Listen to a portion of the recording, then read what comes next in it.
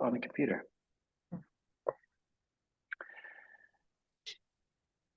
All right. Hey, folks, welcome to Repurpose, the podcast where ice hockey from the UK, the legends share their journeys from their love of the game to going pro in the UK and finally hanging up their skates. Stick around. You won't want to miss this one because this is, folks, the very first recording of the Repurpose Retribe podcast. I'm so excited because there's a guy on here, Les Millie, who I had we spent a little time in Sheffield, enough to have a cup of coffee, but to have some experiences. Boy, a guy who I grew up or I watched admiring because he was very famous for being part of a line of with Tim Cranston and Tom Plommer, a line that nobody wanted to play against. And so joining me for the very first recording of the Repurpose Retribe hockey podcast is the one and the only Les Millie. Les, thank you for joining me, brother. How are you doing? I'm very good, Nick. I'm pleased to be here. Good to talk to you. Yeah, it is. I know we've been in contact over the last, couple of years via Facebook and stuff, and we've seen each other's journey, I guess, in this world after hockey. Because when we did meet in Sheffield, it was the second season of the Sheffield Steelers, and you came in as a new young gun. And I think for maybe a week we were roommates with Tommy Plommer before I got fired. Yeah, I think that was in Latvia, wasn't it? It was, well, we went to Latvia, and then as soon as we got back, I went into the office and I asked for my check, and I got fired. So that's another story for another day. What I want to talk about with you, Les, is your journey. You're you're 51 now, right? Yeah. So you're 51 this year. Yeah, 51 this year. You're a year younger than me, and you've had a journey that I've been a part of. I've watched. I had a little bit of time on the ice with you, and it's a journey that I'm really excited to share with other people today. So, as you know, we're going to break the podcast into 3 different periods, and I've tried this before, and the feedback was pretty good. But what I'm really bad at, Les, is keeping an eye on the clock. I think I should probably get a timer in the background. So I'm going to try to put it on my phone, and we'll keep an eye on it. We'll start with a timer, 20 minutes. It's set for 20 minutes. So we're going to drop the puck and we're going to go for it. And you're going to talk to me about life growing up in Kirkcaldy in Scotland, where you got that great accent that I still have a little bit of challenges understanding you when you talk sometimes.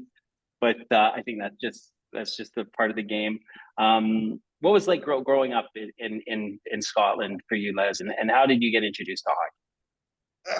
I mean, it was great fun at home. Obviously, in Kirkcaldy, there's not a great deal to do, being brutally honest, and it's no slant on the town at all. There was football, golf, and hockey. The latter, obviously, I wasn't really introduced to until I think I was about 4 or 5 years old. My dad took me to a game. And I think the first game I went to see was the Flyers against Dundee Rockets. And I remember sat there watching it. And it's still so vivid to this day now. I think I turned around to my dad probably partway through the first period and said, "Dad, I want to play this. I want to have a go." So Sundays became kind of a ritual for the family. We went skating on a Sunday afternoon. My mum, dad, my sister, me, basically teaching myself how to skate, and then getting involved with the junior setup in Kirkcaldy. Who would have been the coaches back then for you? Back then it was Alan Anderson, Big Bean, and a guy called Kenny Horn. They were the guys that looked after the juniors in that time. So, I mean, there wasn't really a junior league for the under-10s back then. It kind of developed over a course of a few seasons. We basically trained on a Saturday morning about 6:30 in the morning. So even my dad being out of work all week, had to get up at stupid o'clock on a Saturday to take me to the rink. And obviously in the winter it's bloody cold up there as well, so it was never a lot of fun. What do you think it was like for your dad? for his son to say, I want to play this sport that, it's not the mainstream kind of sport, football and golf or what everyone talks about up here. Football is the way that people are going to make a living if they're going to be pro. What would you think it was like for your dad to have to get up and take you to hockey, and actually to show an interest in it with a kid that's just starting out? That's a tough question. It's probably a question I've never actually asked my dad or approached that subject with him. But he encouraged me to do anything and everything. I mean, my dad wasn't sporty. I mean, he played football as a kid, but that's as far as he went. He was a joiner by trade. And I guess, I don't know, maybe sometimes you live your dreams through your kids, don't you? I guess maybe that's one of the things. I don't know. I really couldn't answer that on behalf of my dad, but I mean, he got a kick out of it because he obviously, his social circle increased, sitting up there with the parents at stupid o'clock in the morning, watching your kids skating around and just having a chat. So I guess in some respects, it gave him a greater social circle as well. Yeah, that's what I'm noticing too, Les. Like I'm getting back into hockey with with my stepson. He's 7. Actually, this morning we were out on the ice at 7 o'clock 8 o'clock in the morning. And there's just something about it. There's something about that wet, moist rink early in the morning, where it's got that chill. And I think that's where, I don't know, that's where I remember, like, it was uncomfortable going into those rinks, but there was something fun about it. There was something different. There was something where, wow, I was really excited, to get my skates on the ice. Do you remember those feelings? Yeah, it was great. I mean, again, back then I never had any equipment because obviously I was only just starting out. So in Fife, they had a kit room. So it was all kind of stuff that had been donated to the club, and everybody used to race up there and get there as early as possible to get gear that fitted them. Because otherwise you could have been left with a pair of shorts that were down like 3/4 length, you know what I mean? It was one of those. But just going up there, I mean, that time in the morning, there's nobody in the barn. Everything's echoey. It's just all you hear is skates, pucks, sticks. I mean, looking back on it now, it's quite surreal. I guess it's a comforting sound, if you know what I mean, as well. If you hark back to that, it's kind of something that I guess a lot of people go to sleep listening to whales and all this kind of stuff. But I think if you put that on, I could quite easily fall asleep with that sound as well. Yeah, there's something really, yeah, I think that's something you're going to have to patent, that sound, and try and sell it on an app for people who have a hard time sleeping, who used to play hockey. Yeah. But it's funny. It's almost visceral, where you can remember the sounds, but I can also remember the smells. The smells of the leather, because everything was the leather gloves, and it was just something that was. I remember, like, for me, it was a barn in Saskatoon, and it literally was a barn in the summertime. So there was like bits of hay that were frozen into the ice by mistake and stuff.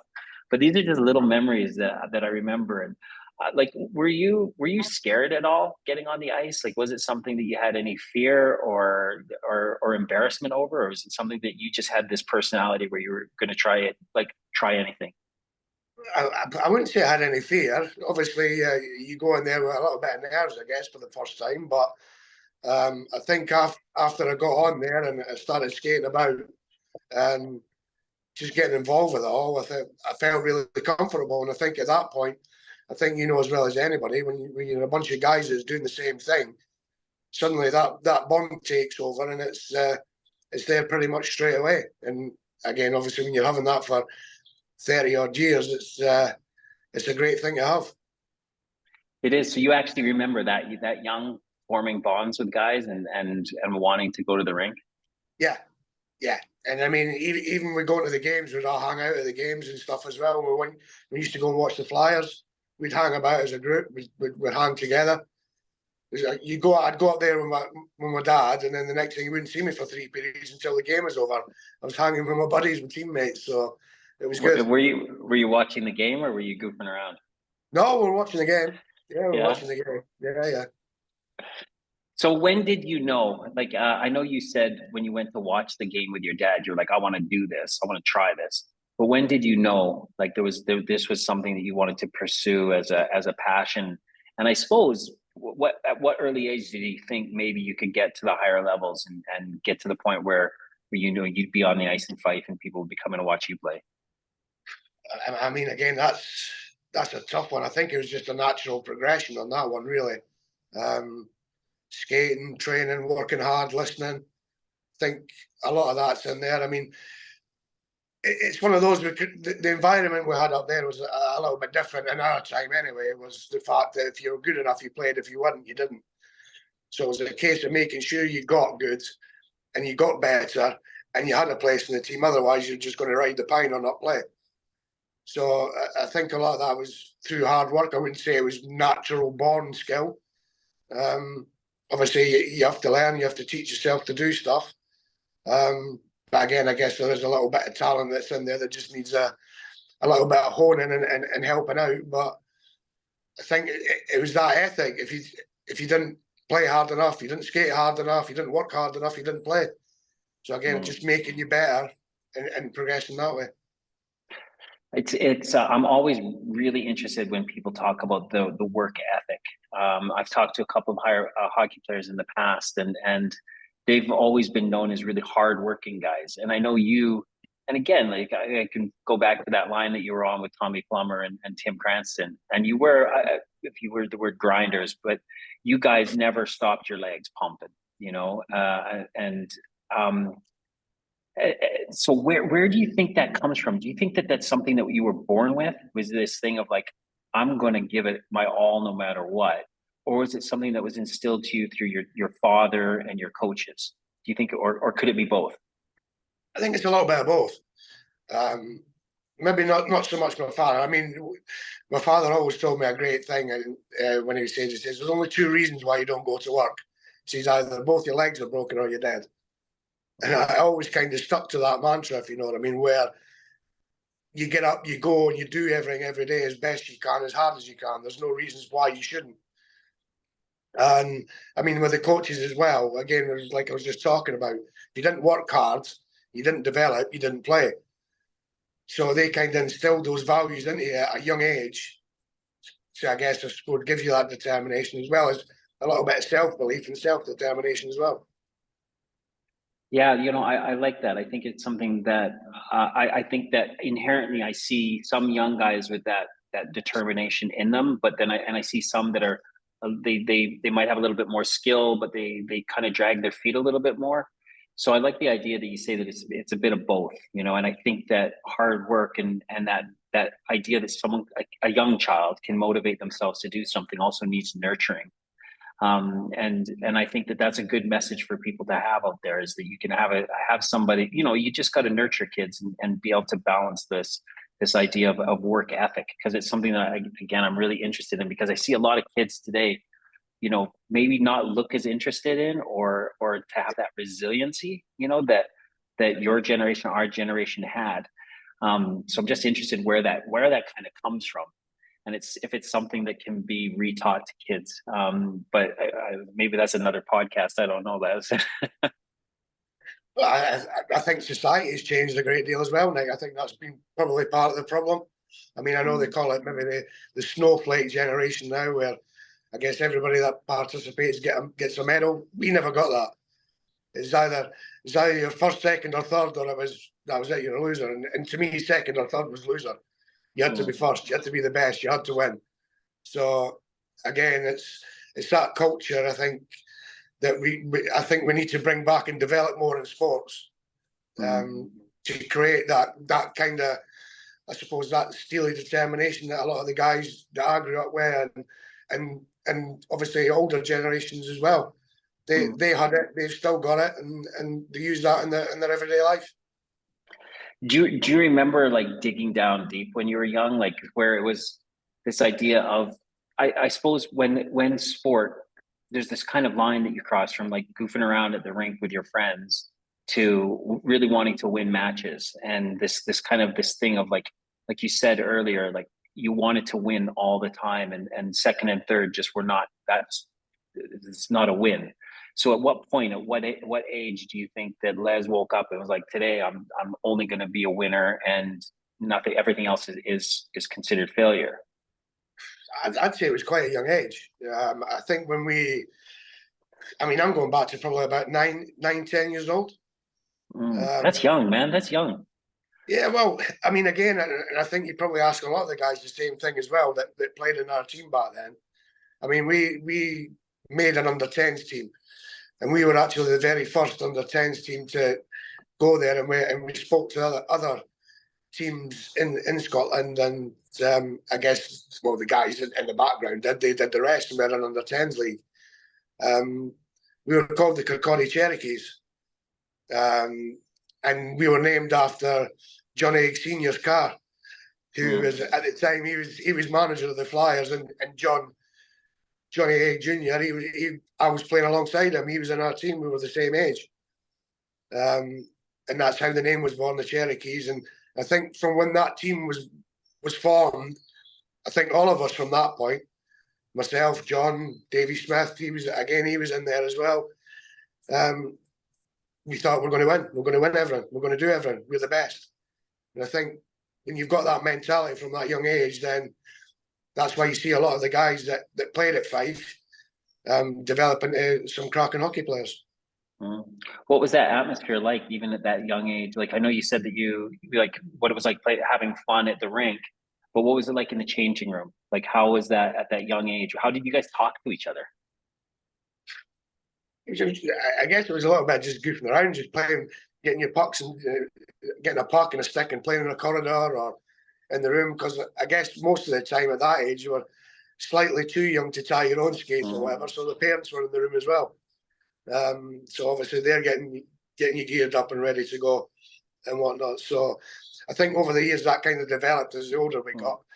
Then you kind of start talking about a few things, and obviously go into that. Tell us how you progressed, getting a little bit older, and how hockey starts getting more serious as you get into you're kind of becoming a man now in your early teens. Yeah, again, obviously when you start to move up age groups as well, you're playing against bigger guys. So the step from the under 10s to the under 13s, again, you're playing against 13-year-olds. You're only 10, 11. So you've kind of got to strap a pair on and go for it, I guess, if you want to put it that way, and not hold back. I think a lot of it is just, again, it's just determination. It's just a will to succeed, a will to win, a will to be the best.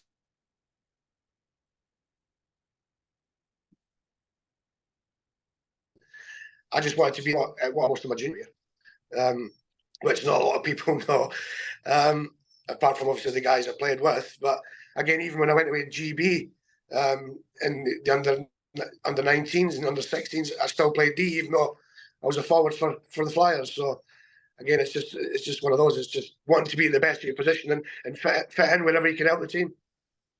You think you'd ever go in goal? I tried a couple of times, but that was later on. So when now does hockey become this thing for Les, where you're going like, I'm going to give it my all to try to make it up to the levels where, like, I know we call it pro because you got some money to pay, but it's kind of semi-pro to pro, where I suppose your aim is to play for Fife, right? And play in front of that crowd there. Yeah. I remember my first game. It was actually ironic. My first game for the Flyers was the first team I went to go and watch was the Dundee Rockets. And it was on a weeknight. I was at school. I was 14. And I remember the shirt I wore as well. It was Gordon Goodsers. I had number 2 on my back. Guys like Andy Dunn over there, Steve Moria, all those kind of guys. Obviously, Andy we knew from Sheffield as well. Mo speaks for himself. So again, playing with those guys, it was incredible, and it was in the Grampian Cup. I scored 2 goals that night, believe it or not. It was incredible, but it was away from home. Yeah. And I thought, great, I can play in the home leg when we came back, and unfortunately I didn't. It was an experience I'll never forget, and it was Jackie Driver that gave me that shot, and I'll be eternally grateful for him for giving me that opportunity and showing I could make it. And I think it was that point then, yeah, I can do something here. What was it like playing with Mo? He must have just been 16. Yeah, because he's still under 50 now, isn't he? Isn't he? Yeah. Yeah. Yeah, that was incredible. I mean, again, it was more Al Sims and Freddie Perlini. I think was Wow. at the time those guys were our imports then. So that was great. That was just incredible. I mean, the the hands. What I mean, going from watching them week in week out to the stands to being sat alongside them in a changing room. I think I had to pinch myself every 5 minutes just to say, "Is this real?" It was an incredible experience. I shared a room with Fred Perlini too down in Guildford, and you know, there's just some, and I mean, I was in my early 20s, but there's just something about sharing a room with guys who've just they walked it, they've done it. And what was it like at such a young age to be like? How did you keep your cool? What was it like? What did you listen to? What did you try to pick up on in that changing room environment of these guys who are incredible hockey players? I mean, again, it's just the talk, the chat, the way. I mean, they were so cool, calm, and collected. I mean, it's an everyday thing for them, and I'm there like my stomach's doing knots. It's like a tumble dryer. It's just going crazy, and I mean, they're just taking it all in, listening to everything. Even the senior guys from Fife, just listening to them, the way they talked to each other. It was like night and day from a junior room. And again, I guess over the periods of time when I got in there more regular at 15 and 16, it just became a natural thing, just a flow. But I mean, you know as well as I do, some of the things in here you hear in the rooms that you hear are just you shake your head sometimes. You're like, really? But it's fun. It was great. It was like, wow, this is a new world. I think it makes you grow up a bit quicker as well. Yeah, I think it does because people actually do listen in the changing room. And I think it was something that when I mean, we'll get into it, but it's something that a lot of players, they talk about all the memories, the goals, the fights, you know, the fans, but it's really the changing rooms. That's what they say they miss the most. But we'll get into that in a little bit. But I want to go now, like, you know, you're 14, you're scoring a couple of goals for Fife and the bugs bit you and when did you get that role? When did you get your place on a line, whatever line it was, you know, to start playing regularly for Fife? Probably about a year and a half later. Again, I just coming in bits and bobs training with them and stuff. I mean, I got to a point where I had to make a choice because I actually had signed schoolboy forms with Dundee for football. So it came to a point doing what choice to make. People call me crackers for making this choice, but we had a junior tournament in Nottingham that kind of clashed with the same time as like sort of summer camp with Dundee. And I had to go in and speak to the gaffer and say, look, I've got a tournament to play in. And it was at that point he said, right, you've got to make a choice. It's football or hockey. Wow. And I made the choice and I went to the junior tournament in Nottingham, and I guess the rest is history. Because I had more fun playing hockey with the guys and enjoyed it more. And I'm not saying I was a bad football player, but I thought I'd probably have more success at hockey than I would do at football. Whether that was the right choice or not, only someone up there can tell me. But that's where I was a transition from then. And I think the first line I played in the third line with a guy called Jim Lynch and Lindsay Lovell. And that's my line, my very first line mates with the Flyers. Beautiful. Absolutely beautiful. And you know what, Les? That's bang on 20 minutes. So that's the first period. That's out of the way. That's Les Millie's journey through junior hockey to finally making onto a line with Jim Lynch in the Fife Flyers. So let's take an intermission right now. I'm not going to stop recording. We can still chat, but we can have a little breath. We did the first period, dude. It's funny. Like I sometimes I ask guys what they used to do in intermissions, you know, when they were playing. And I think you and I are still of the age where guys would go outside for a cigarette. Yeah, that's the one, buddy. Were you one of those guys? Yeah, coke in a dart, bud. That's how it went. That was And when of you're. course, That's when you're allowed Coca-Cola. to smoke. That was when you're allowed to smoke in the arena, just to sit in that corridor in between the two rooms. Yeah, yeah. I don't know. Did they let you do that in Sheffield? Yeah, they let me do it. Yeah. Yeah, yeah. That's good. Yeah. All right, let's get going into the second period, and we're going to talk about just where we left off.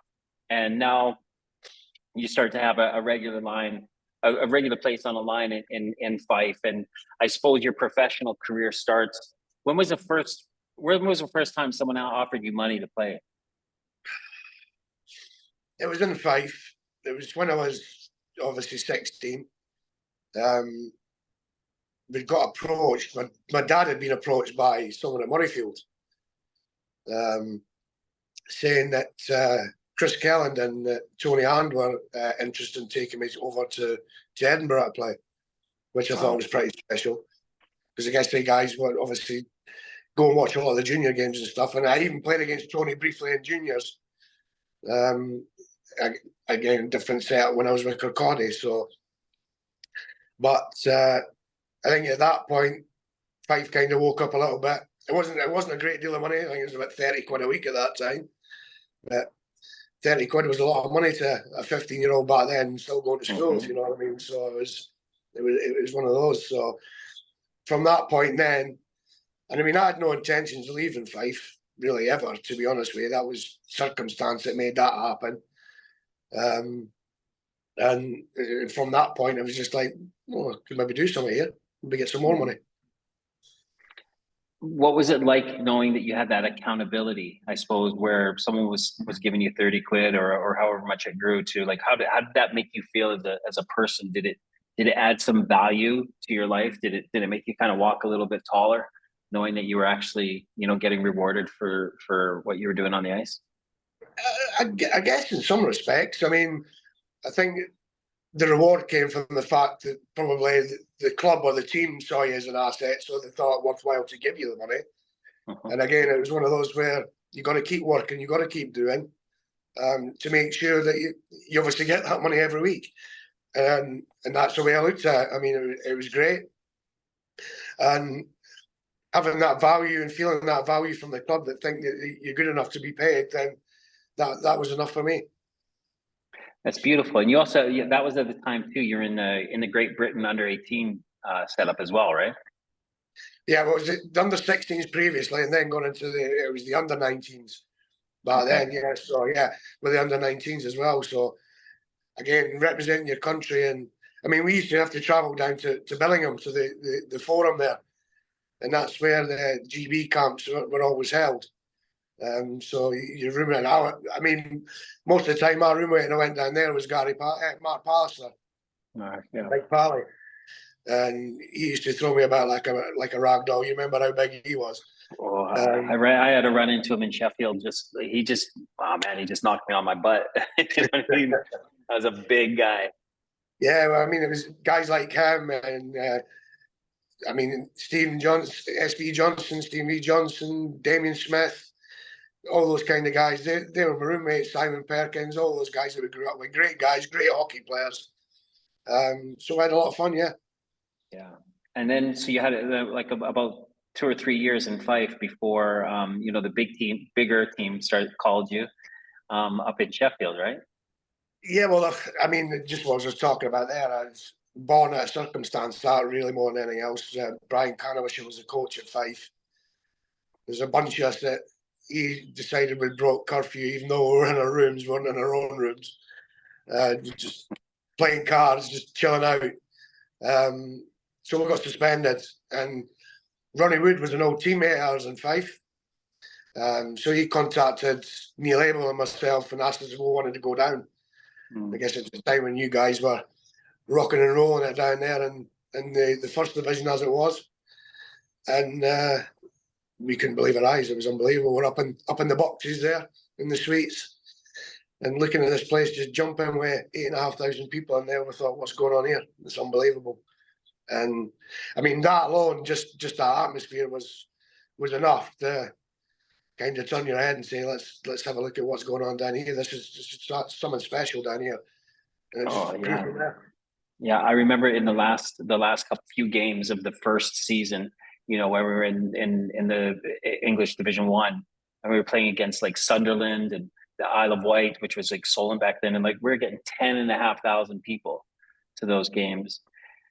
And it was madness. And and then stepping into that second year, Ronnie Wood, basically could call in on any players he wanted, and they would go there. Like, so for you and Neil able to come down, like that's quite a. I gotta say, dude, that was quite a pick. He must have seen something in you, obviously, that you went on to have those successful seasons. But he could have kind of had the pick of anybody, and he chose you guys. Yeah, I mean, again, I guess it was the fact that obviously we'd sounded him out the year before. If you remember, we come and skated with you guys a few times as well when you were training, and playing with Ronnie as well, because Ronnie played for the Flyers for a brief spell, a couple of seasons. I even played in the line with Ronnie briefly, so I guess he saw that there was something there. So he took that chance. I think obviously it was British Division One. I think it was that season we came down. Yep. I mean, we're Fife obviously that season we were in the Premier, so it was a step down for us as such. You could call it, but I think what we saw was it had bigger potential, and we took that chance, and well, the rest is history, really. Yeah, so the first time we would have been on the ice together would have probably been in Riga, in Latvia. Let's talk about that trip. Yeah, that was fun, wasn't it? Yeah. So yeah, tell everybody your experience, and I'll kind of go with what I remember. Well, obviously, I mean, remember the flight we flew from? I think we flew from Heathrow to Copenhagen because we had to stop over there. There was no direct flights, so the few of the guys went here, there, and everywhere. And all I remember is the prices. I think half a beer was about £8. I was like, "What? Are you kidding me?" Yeah, it's like 10 quid a pint. Yeah, it was absolutely crackers. So there wasn't a few of those going down. And obviously, then we flew to Riga, and I think if you remember it was just you couldn't believe what you were seeing, really. I mean, there was old rickety trams on the road and all sorts of stuff. I think well, we were meant to go. We were meant to go into a hotel, right? And I remember the bus pulling up beside of this building that was just all bare concrete with nothing in it, just concrete. Yeah. And them going, "Oh, we haven't finished the hotel yet." Yeah, I know. Yeah. So the next thing you know, we end up in some kid's holiday camp. Yeah, yeah. Refugee. They were kids who were from Chernobyl. Yeah, exactly. They were in the top block. We were in the bottom block. It was crazy. It was unbelievable. It was surreal. Yeah. I remember like obviously I think there was about maybe 5 or 6 of us in one room, one big room. Yeah, yeah. And I think there was you.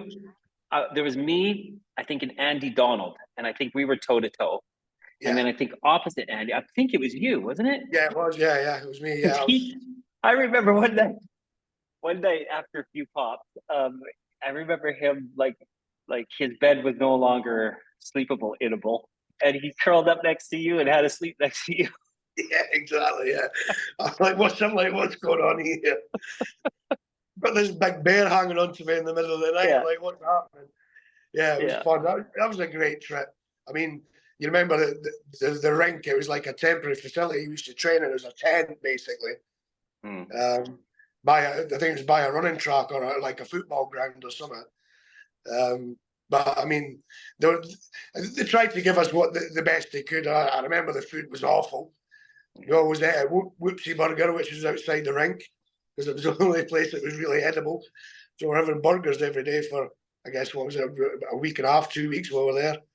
Yeah, we were there a long time. Training on the beach was great, and it was hot, it was warm, if you remember. It was about 80, 90 degrees.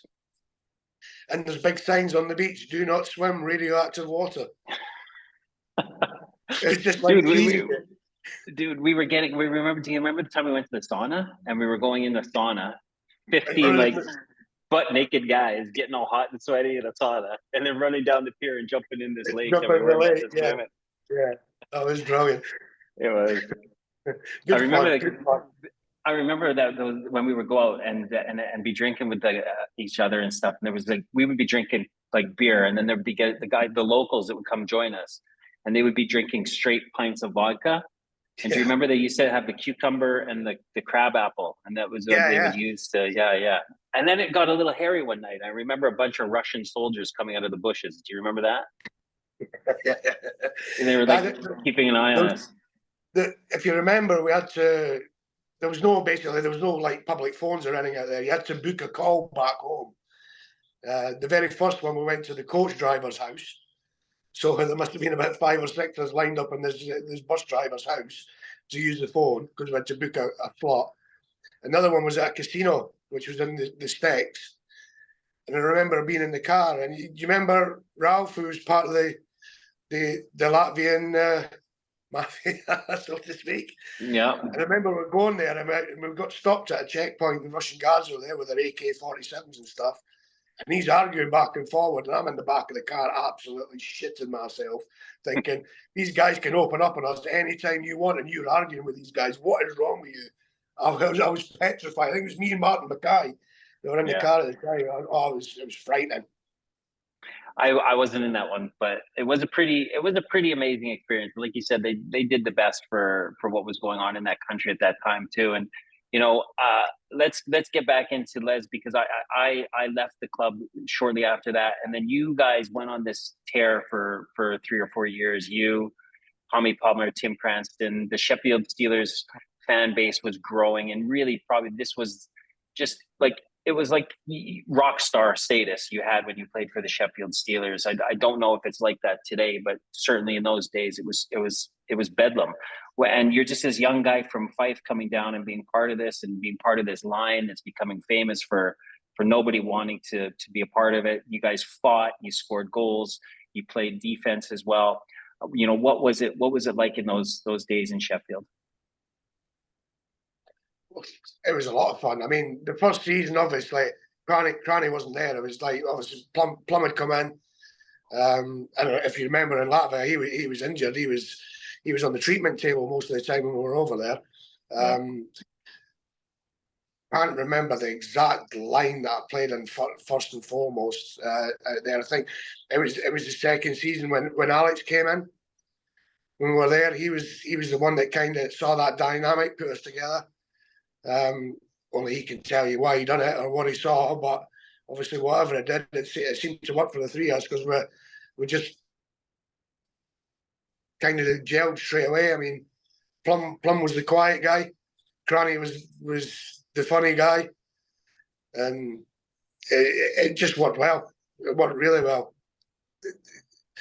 Chemistry is a great thing, but I think when 3 guys get along with each other as well, it's phenomenal. I mean, Cranny would have me and Plum and Stitches just sat on the bench. He'd come out with all sorts. And I think it made life a lot easier for us as well. Just some of the things he's saying or what he's going to do or what. I mean, I remember that there was a game where he fought Mike Ware, believe it or not. It was like little and large. So Cranny's punching up like this, Ware's he's punching down like that. It was just unbelievable to watch. And getting on the bus the next day, we were playing Durham. He had to bring his helmet onto the bus to see if he can get it on because he had bumps all over his head where he had been smoking him on the top of the head. So he had to adjust his helmet, his lid that night so he could play in Durham. It was just stuff like that. The kid was such an intelligent guy, but so funny with it at the same time.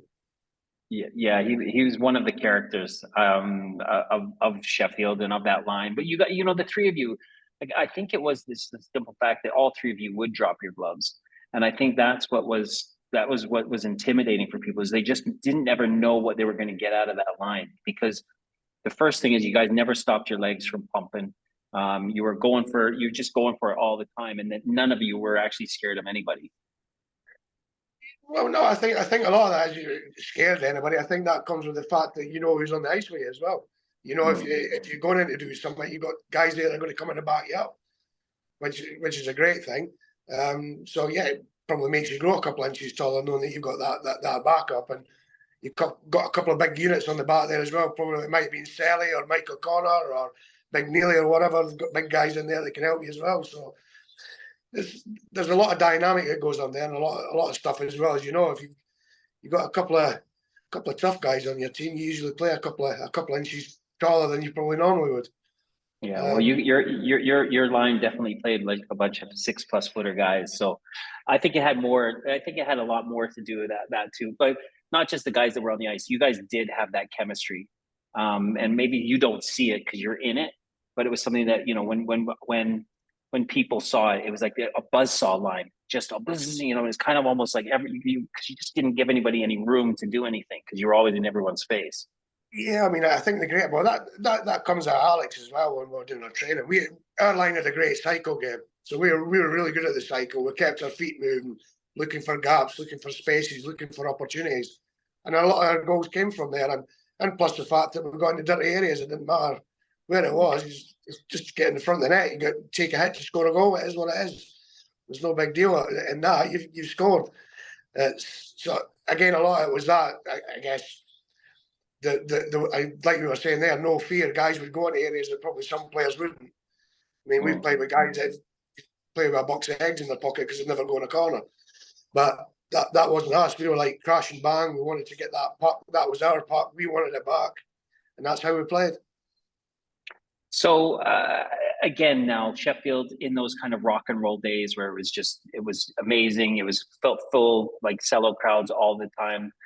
How did you feel, Les? Like, how did it make you feel when, like, you get on the ice, you'd score a goal, or you'd set up a goal, or you drop the gloves? Like, apart from that stuff that happens on the ice, when you have all of this atmosphere going on around you, how did that make you feel? It was incredible. Like you say, you felt like a rock star.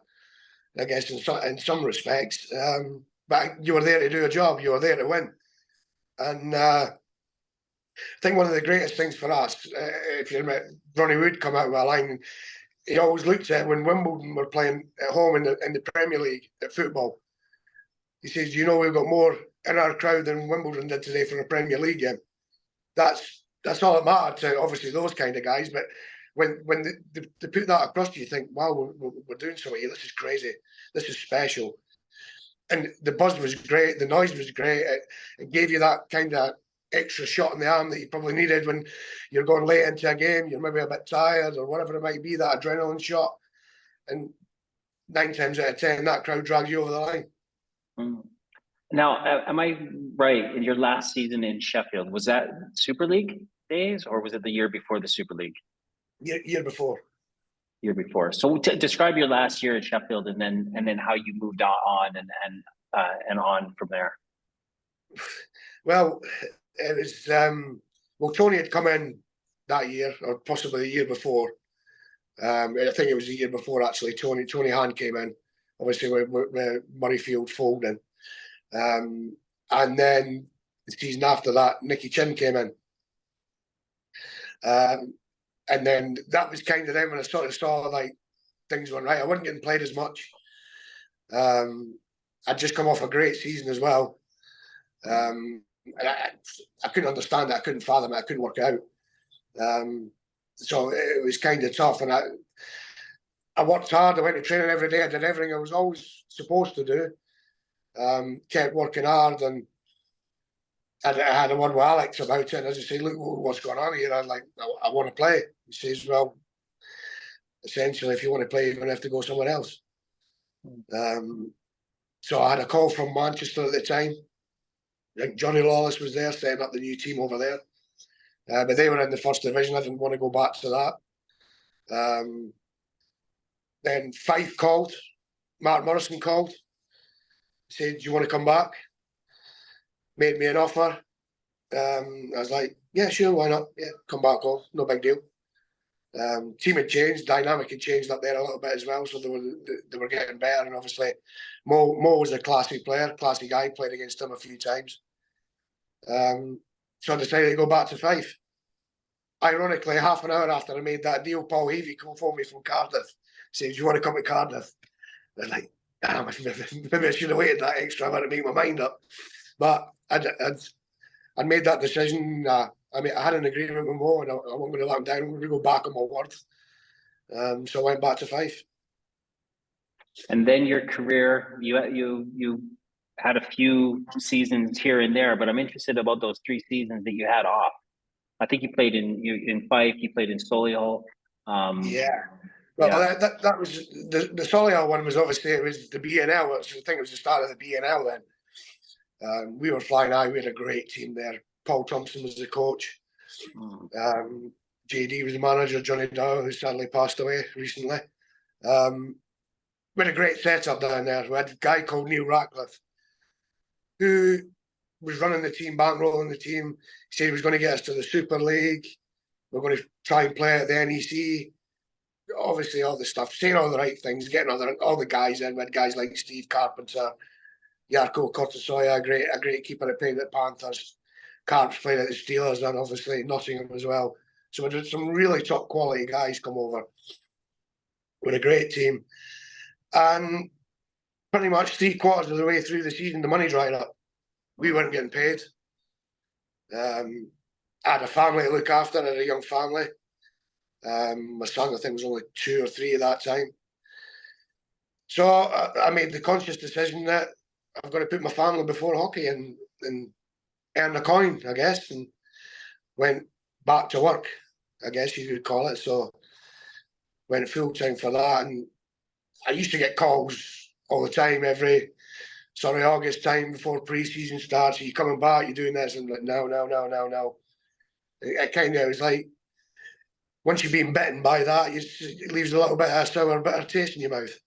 Oh. So that's where those 3 years went.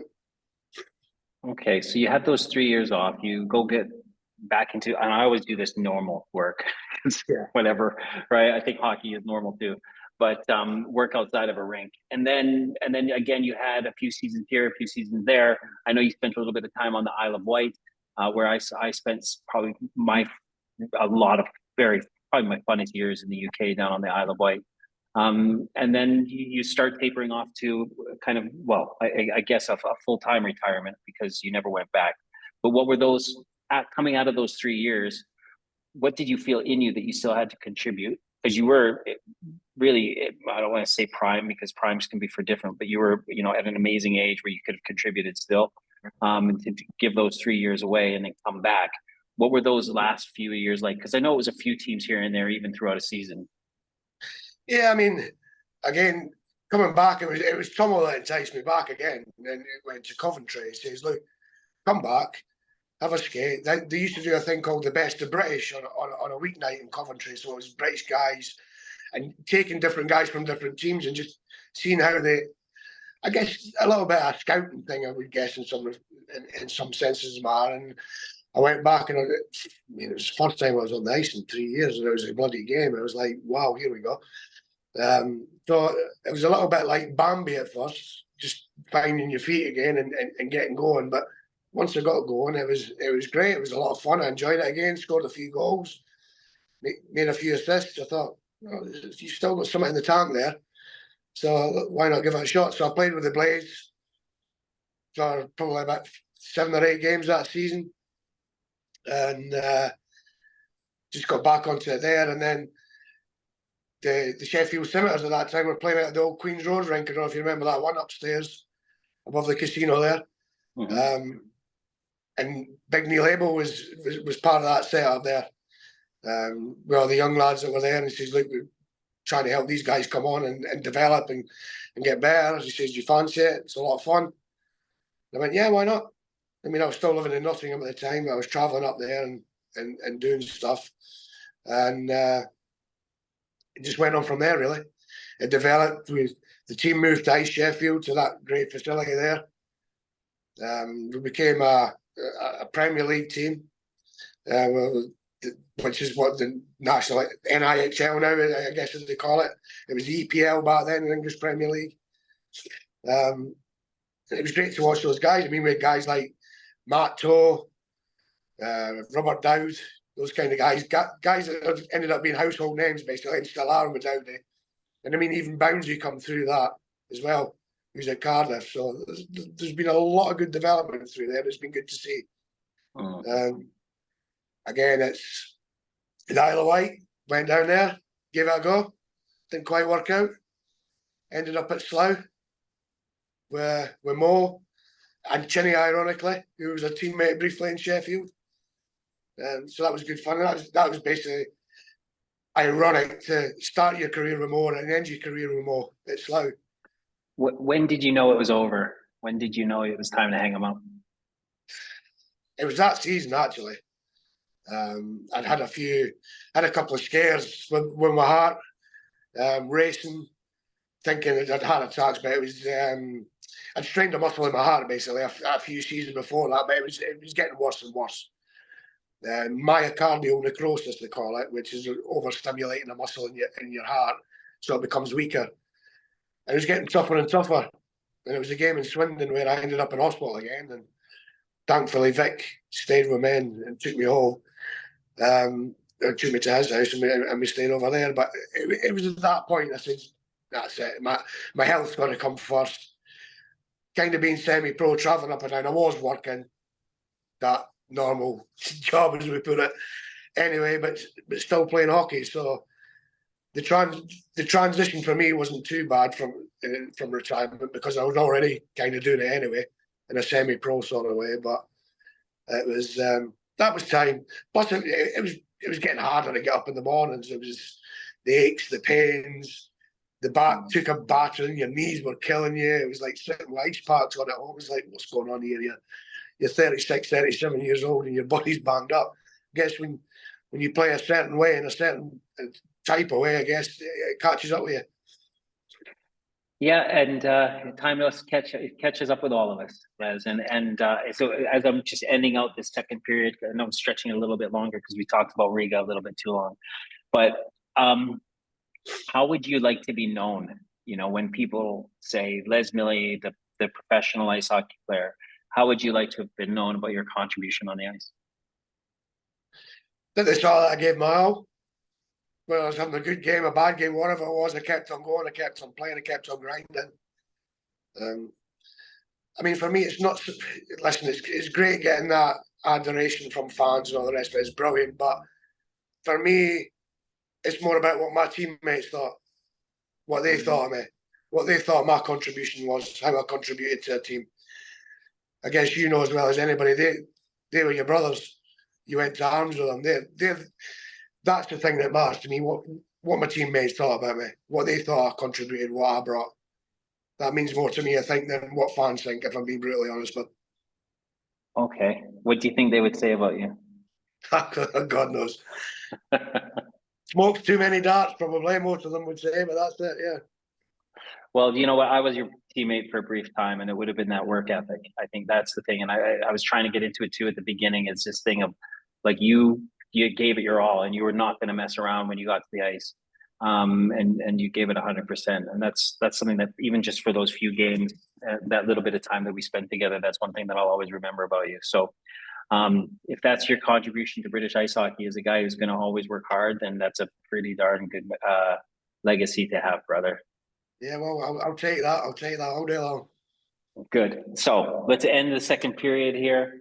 And we're going to, Les, you know, I wanted to always make a hockey podcast because, you know, I got this career after, like, in the late 90s when mid 90s when Sky started covering hockey, and I went straight from playing, and I kind of tried to play and do the Sky stuff at the same time, but I know I had this struggle, and we can get into it during, you know, when we start our 20 minutes. But I wanted to I loved hockey. Hockey gave me so much, and UK hockey gave me everything. It gave me an identity. It gave me a purpose. And there's a couple of really good UK hockey podcasts out there, and I want to do something a little bit different in really talking about that transition. You know, the idea of, well, one day we all have to hang up our skates, but for so many of us, hockey becomes part of our identity. It becomes part of our purpose. It's who we are in so many ways. It's like woven into the fabric about who we are, and then we have to eventually hang them up. And that's what we're going to start this third period, and that's what we're going to talk about: repurpose. And the purpose of this podcast, and we can get into this as much as you want, but or as little as you want. But let's talk about life after hockey, and that transition. I'm going to start the clock. Oh, I changed my passcode. My kids were playing with my phone, so I had to change it. Okay, so another fresh 20 minutes. Les Millie, life after hockey. You hung them up your last season. You knew it was time. The body and was giving up. You had some health concerns, but there's a time that we all reach where we just go, enough is enough, and it's time to go and get a normal life.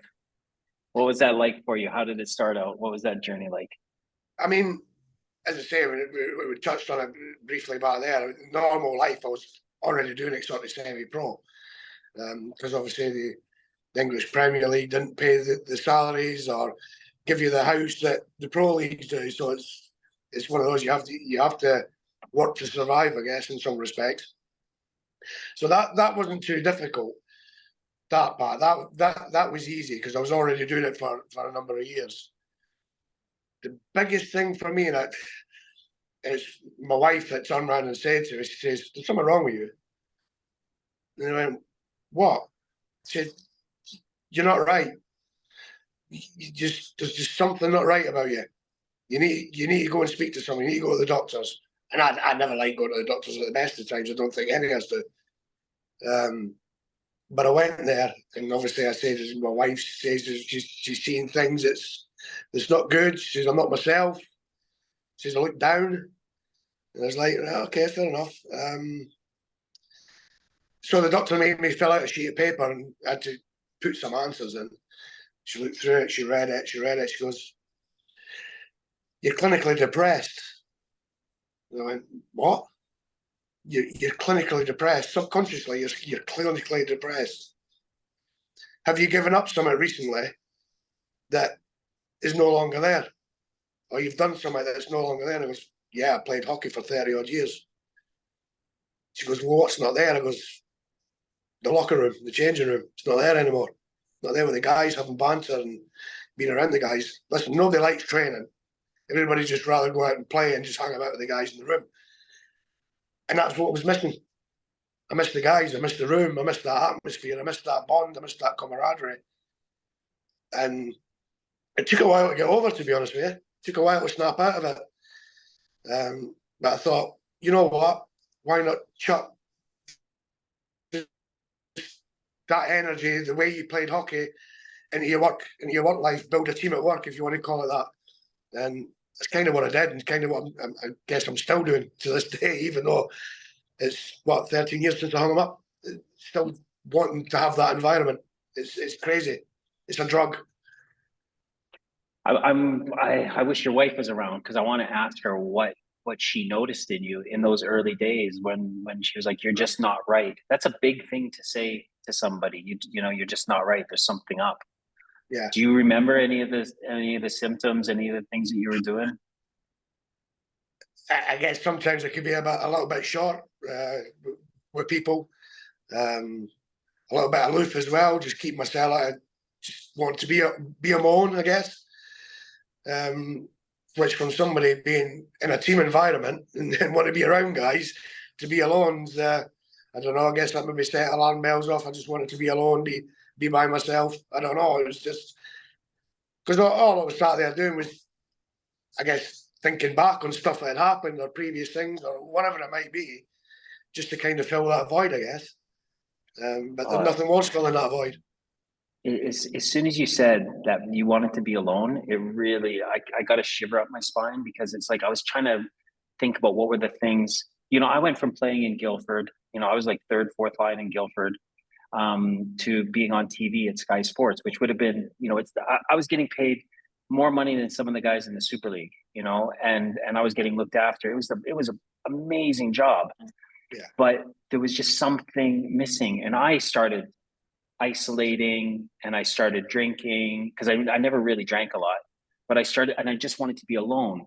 And I went on this like 15-year journey, Les, of just like pulling myself away from people.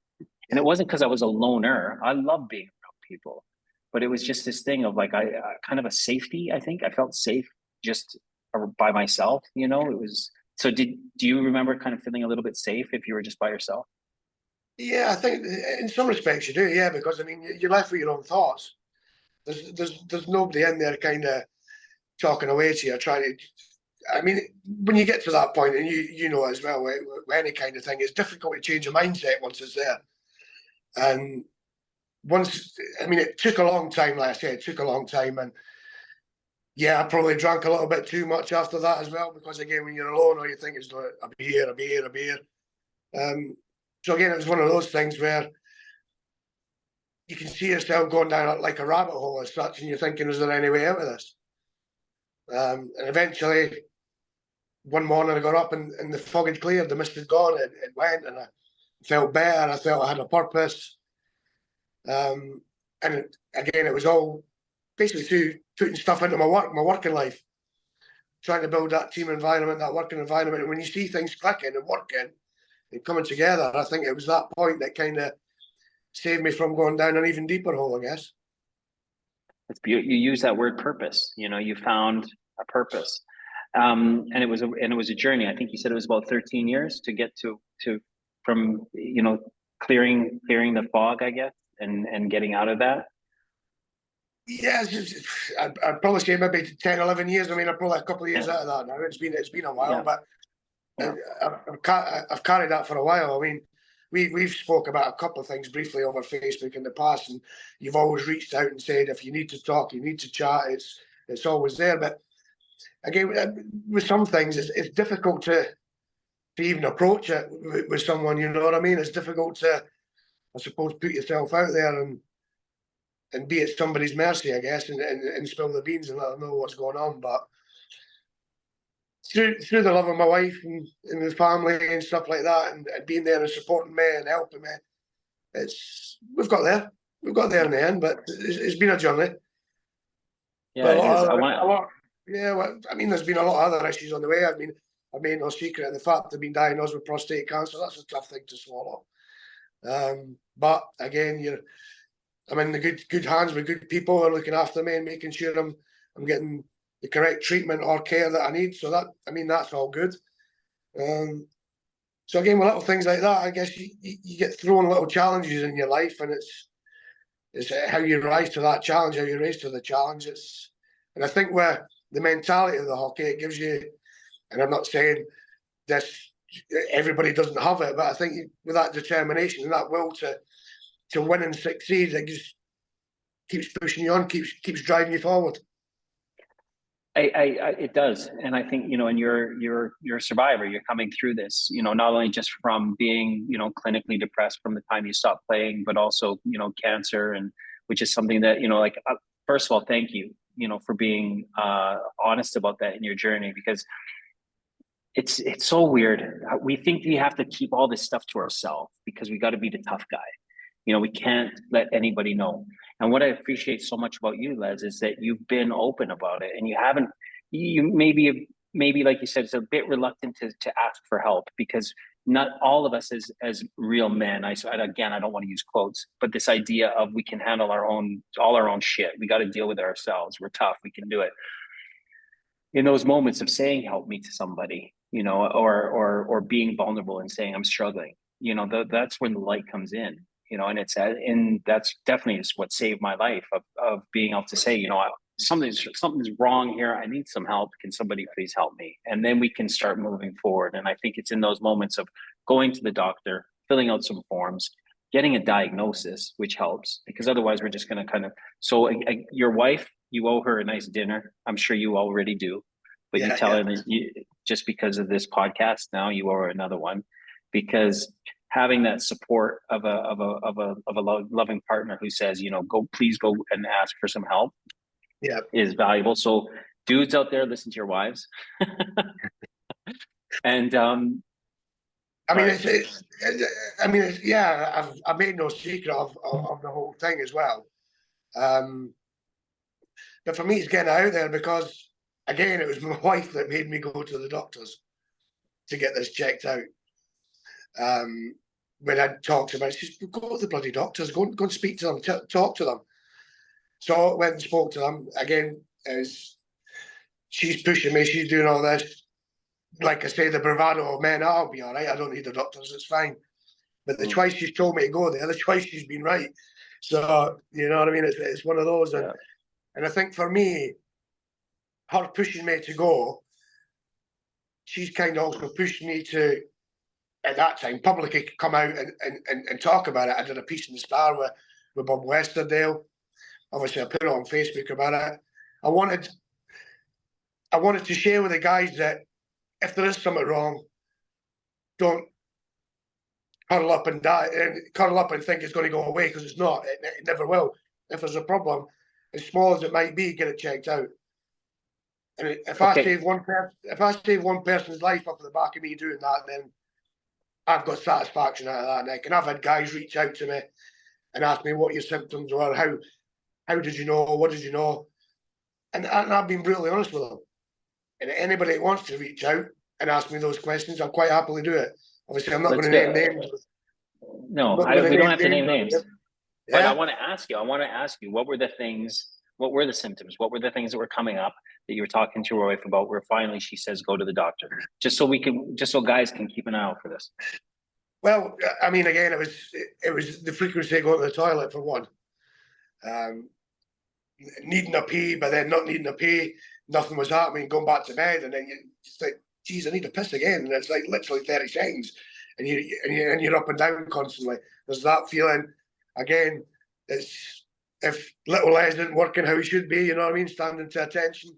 Again, it's another clear sign. Which I mean, I put it down to maybe having too much pop or having a hectic holiday because that's where we were on holiday at the time. 2 weeks all inclusive, so we kind of filled our boots. So I put it down to that, but it wasn't obviously. So again, no shame in talking about it. It's something that happens to everybody at some point, I guess, or maybe not. Who knows? But it can happen, and it's always best to get it checked out. It is, and it's why is it? This is what's so puzzling is why is it so hard for guys? And I can only speak for guys of our age because that's what I know how you were brought up. I know how I was brought up. I was brought up in these ideas that a real man doesn't cry, a real man doesn't ask for help, a real man doesn't show emotions or show fear, because if you do that, someone's going to think you're weak. Now, my dad, he taught me that. My coaches taught me that. And Liz, my dad was doing it because he thought it was right. He believed it. And my coaches were doing it. My teachers were doing it because they thought it was right. They said, if you ever go in for a job and you get a job and you don't know how to do something in that job, don't ask for help. Go and figure it out. Because if you ask for help, then your bosses are going to think that you don't know what you're doing. Yeah. And again, these are just ideals and things that we know are not, they just don't serve us. And this is why I can just imagine guys our age, they're peeing a little bit too much. Maybe there's some discoloration. Maybe there's some blood in their stools. Like there's all these little things that we can look out for where it'll happen. There's no actual pain. So we'll go, it's nothing. I'll sleep it off. I'll be okay. Yeah. And leave it for a week or a month or 6 months or a year until it's too late and something's got a grasp of something that can't be undone. Where do you I know we talk about it, we just talked about it briefly, but why do you think so many guys are like that? Why do you think so many guys are like brush it off and they go, it's okay, I'll deal with it myself? I think a lot of it, particularly when we're talking about this subject with the prostate and stuff. Obviously, you're talking about you fell downstairs, aren't you? And a lot of people, like, be egos or whatever it might be, don't want to talk about things like that. They've got, you know what I mean? It's well, oh, I'm fine. There's nothing wrong with me. I'm a man. I can do this. I can do that. Well, yeah, and you're right in what you're saying. It was the period in which we grew up and how we were taught and what we were done. And I guess it's a sign of weakness. So I think a lot of it is one, yeah, you don't want to show that you're weak. And two, the other one is I guess, ego, your self-ego. I think a lot of it comes down to that as well. And ignorance as well, I guess. If you want to put it like that, there's self-ignorance where you don't want to believe it. It's never going to happen to you. It's not going to happen to you. You just don't know. You just don't know what's around the corner. So if there's something wrong, get it checked out. Like you said before, it's too late, because when it's too late, it's too late. But if something can be done about it now, get on that bandwagon and let's make it happen. Yeah. Amen to that. Let's, the guys out there listening to this, even if there is no symptoms. I mean, I know I get my regular blood test done. I get the little whoop, and I ask for it, but because I know I've got friends out there like you, like other guys who like just go in there, get the tests, get the blood test, but get the physical test as well. Get it done every year. And even if your doctors are reluctant to do it and they're like, oh, you're healthy, ask for it. Because I do know, like, one of my members of my family, their partner kept, oh, it's okay, it'll be fine. And there was all of a sudden there was blood in the urine, and it was like, oh no, it's still going to be fine. And then all of a sudden it was cancer, and it had sucked into his spine, and then up to his other organs, and he was bedridden for a year, and then dead. And that's just because he kept saying, it's okay, it will be fine. So please, folks, guys, go out there and with Les's and his wife's blessing, go out there and get checked, okay? Um, so let's move on, Les. I know you have, and you will, with sharing your story, inspire people to go out there and to get checked. But also, I want to head back to, as we're in the last kind of few minutes of the period. You said you found purpose again. What was that like? And I know you said you did it at work because you tried to bring in some of the ideas that you had from hockey. How did that journey go where you were like, I'm gonna try to replicate that accountability, those feelings I had in the hockey changing room into your work atmosphere? I think it's like a lot of things. Like, I mean, when you look at it, I mean, every team had its strengths and weaknesses. Every player had their strengths and weaknesses. So it was kind of looking at guys that work with, look at what their strengths were, and putting that to good use. And a team's made up of so many different things, as well, So he's got a strength. He's got a strength. So he loves to pick up the phone. He loves to just bang at numbers, do this. This guy loves to call customers and find out what's going on. So it's like a little bit of Cheech and Chong, if you know what I mean. He can batter the phones all day long and get me some numbers. And this guy's great at trying to get me more business by picking up the phone and chasing numbers. So it was using that. And when you start to see it work, and you start to see things happen,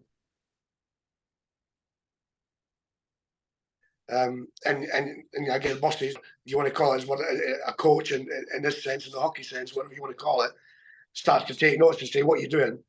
Why have things changed so drastically? And you tell them, I'm building a team here. And that's the way I looked at it. I brought in people that I thought could add to the mix, not detract from it. And still doing that now. And I guess to the point where I've got to where I am in my working career, I'm now coaching people at work. So again, I'm passing on knowledge, ideas, things that I've learned in my working life and playing life onto my staff, and seeing them reap the benefits of it as well is pretty rewarding. It's pretty special, and it's, I mean, yeah, we go to work to earn a coin, but to see stuff like that sometimes is more rewarding. Yeah, that's beautiful. I think that too. I think that, like, I look at us as human beings, Les, and I think about how we got to where we are today. And it was because at some point in our human evolution, our ancestors, we always had a purpose within our community. We always were contributing, and we always have these innate gifts, through our lineage, our DNA, whatever, that we're really good at something. And I know I was an average hockey player. I was okay, and I know on TV, I was a bit above average as a TV guy. I was pretty good. I ran some companies, and I'm not bad at running a company, but where I woke up and I was like, oh, there's something I'm really, really good at, which is when I help another man who's struggling with alcohol use. Like, and that's something I don't get paid for, but it's something that gives me this. I wake up in the morning and I know I'm good at something. And I think that's the bit that we go, like, when we're on the ice and we're getting paid to play, someone's considering you good enough to do that. And so for so many years, you're waking up and I am good at this. And then all of a sudden it's gone, and we're in a normal job where it doesn't, no one's actually going to say, you're good at this. And it's nothing. And we're getting a paycheck and we're going to work and we're doing it, but we actually don't feel that purpose or that pride in it. And it's not until you woke up that day and you're like, so the fog had lifted and you were going to start building teams at work and you started to feel purpose. And I think that's when we can start to flourish in our lives. So, I'm glad you found your purpose. And I'd like to kind of delve a little bit, kind of pull out the question is, where do you think that's going to take you? You obviously like to coach and to pass on your knowledge to people. How would you like to, what's the timer for, that's the timer for third period. But it's a good time to kind of, like, how do you see you nurturing this purpose as you as a leader and a coach and someone who can nurture and help people in their careers develop? I mean, that's a tough one. I mean, I was speaking to a guy last night over a beer or having a beer and talking about stuff. And he was talking about guys that came in and talking about mental health, mental well-being, things like that, and what it's like to lose someone or not be there, or what triggers it, or all the rest of it as well. And I think to myself, that's something along those lines I'd really love to do. You know what I mean? It's talk to people, speak to people, not only about their working lives, about their lives in general. Just see where they're at, how they're feeling. What? Listen, I'm no expert, I'm no life coach here, but you know what I mean. I've had some experiences and gone through quite a bit, and if I can sit down and listen to somebody and talk to somebody and share my experiences with somebody and make them understand how there is a light at the end of the tunnel, then I'd like to see it. I'd like to be able to help somebody do that one day, hopefully.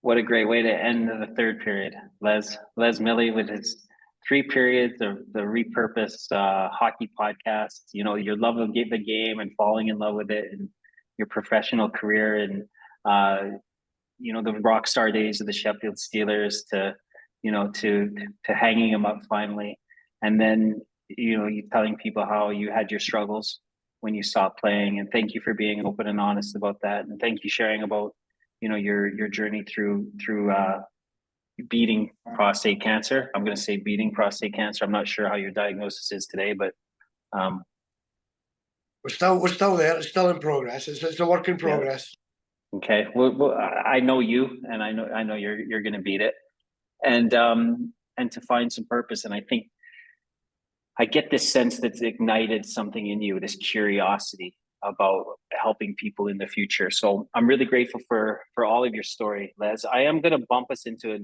overtime period because I think hockey in overtime is pretty exciting. I'm going to like, there is this thing that you said at the beginning about your dad telling you there's only 2 reasons not to work: a couple of broken legs and to be dead.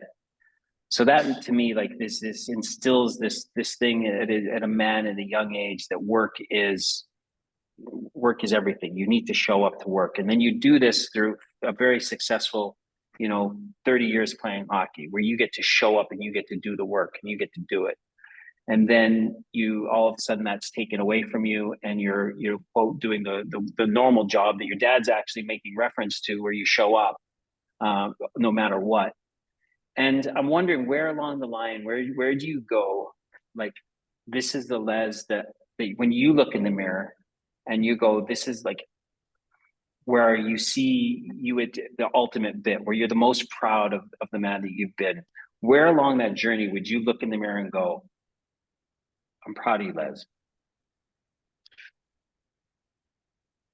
I guess I think a lot of it comes down, I think, to my family, my kids, making sure that I've instilled proper values in them. And I'm not saying, obviously, the ones that, I mean, again, I put the work ethic in there to both my kids about showing up and going to work and doing the very best. And I just want them to be the very best version they can be. And when you see that, then I can look in the mirror and say, yeah, I've done a job there. I've set them up. I've put them on a path. It's over to them now, but they're there. And that, to me, is my success comes through my kids and what they achieve. To me now, that means the world to me. And again, with my grandkids, I've got a grandson, got another grandson on the way. So seeing them flourish, seeing them grow, seeing the Millie legacy still carrying on, is great. You know what I mean? The name carries on for another generation, which is fantastic. I was the last to man it, the family name. So when my son was born, I remember my dad punching the air. My mum told me when I told him it was a boy. And then when my grandson Cameron was born, it was like, yes, it's still going. The legacy's still there. It's still going on. And just watching my family grow and watching my kids grow into fine human beings, fine adults, and they get eventually parents themselves. So that, to me, is the best thing. That's when I know I've done something right. So really, forget hockey player, forget, you know, the job that you do now. really fatherhood is your job in life is to be a dad and to instill the values that you learned and that you've experienced and that Yeah. you've changed. So if you were to be a dad today, a new dad today, how would your vision of like over, because how old's your oldest boy? Is it a boy or a girl, your oldest boy? He's 30 next year, Dan. Okay, so what you started at, that's a 30-year job you've had so far and it's never ending. But how would you, what's changed in you? What would you teach young dad Les to Les granddad? What would you teach him on that journey? If you were coaching that young Les, Yeah. what would be the things that you'd say, hey, let's do this a little bit different? Patience. I think the biggest thing. Patience, bud. Patience. And Yeah. I guess obviously with the fact that with 30 years of knowledge, mistakes and all sorts of stuff, yeah, you've got to learn by your mistakes. And I'm a big believer in that. They've got to learn from their own mistakes. But it's again is probably asking them, and probably myself, is learn from them. What did you learn from that mistake? What did you get from that? What do you need to do differently? So there's a couple of, but patience being the biggest thing, because I was an impatient bugger. Mm. And I guess I still am in some respects, because of like with deadlines and stuff, I'm impatient if it doesn't happen. But that's different because we've got certain things. But I think just in life is just having the patience and listening a little bit better, because sometimes you can just without actually feeling the real story or the true story or getting the true facts. So impulsive. I was too impulsive and impatient, let's just say. So just be a little bit more passive and patient. Yeah, I think, and it's something that there's no book that you could read that teaches you patience. There's no, or it's experience and trying to listen to somebody's experience too. And that's what I'm learning right now as a new stepdad, 3 boys, is patience. And when you said patience, it's like, I know I say this, the purpose of this podcast is to help people, but it might just be to help me, Les, to have guys on, just to help me in this journey, guys who've been really good dads and are learning so that I can learn, because, I'm 52 and, all of a sudden I've gone from like no kids to 3 kids. And it's, so maybe this podcast selfishly is just so I can learn how to be a better dad, I guess. Yeah, just take notes. Yeah. Yeah. I am taking notes. Les, that's just an amazing lesson to leave people with. I'm really curious to stay in touch with you and to find out how your journey goes on, as a granddad, but also, with this idea of helping people in your work. I think you're an awesome guy. I know we didn't spend a lot of time playing together and we were both young and just doing our stuff, but I'm very grateful that over the last couple of years, I know it's just been over Facebook, but we've been in touch and been vulnerable with each other. And I don't know if it's just something that guys our age start to do, but I'd love to encourage younger people to start reaching out, to be a little bit more open and honest and vulnerable, share their stories and share their experiences with people. So, brother, I'm glad that you're in my life and that you were a teammate, and you're always going to be a teammate. Thanks, man. I appreciate it. It's been good catching up with you. It's been too long. Yeah, it has. And we'll stay in touch. Definitely, 100%. All right. Well, listen, everybody, I am going to note this again because, Les was talking about impatience, and I've asked 20 guys to be on this podcast, and he booked the first slot because that's how impatient he is. He just wants to get it done and out of the way. So, Les Millie, I don't know what order these are going to go out in, but I know that you are the first one that has ever been recorded of the Repurpose Hockey Podcast. So thank you so much for joining me, brother. And stay tuned for some more episodes coming your way. Thanks, everybody, and it's bye for now. Cheers, bud.